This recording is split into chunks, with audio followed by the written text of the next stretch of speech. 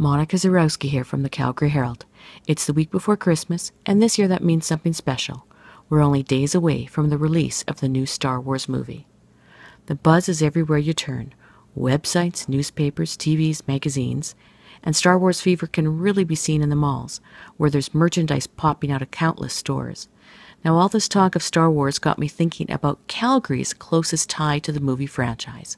Star Wars creator George Lucas, seen here at the left, came to Calgary in 1990 when he was sued by a local writer.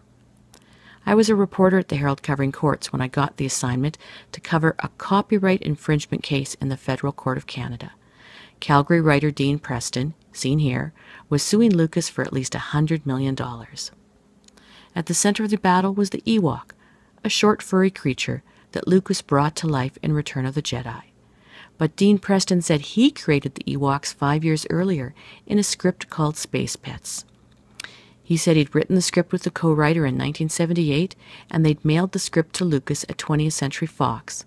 But they received no reply, and the script was never returned.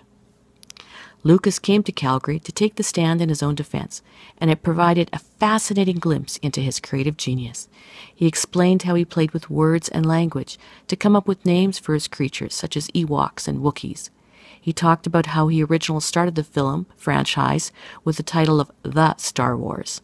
And he discussed how it quickly became evident that the material he had for his initial screenplay was much too great for one mere movie. His testimony drew media and fan attention from across North America. While Lucas didn't say much about the case, he did tell Calgarians that this trip to the city and the lawsuit was part of the price of success. No one sues you when you create a film that's a flop, he joked. The judge hearing the case eventually ruled in favor of Lucas. The famed filmmaker never really talked much about the case again. Dean Preston, the man who launched the lawsuit, however, said the case changed his life for the worse.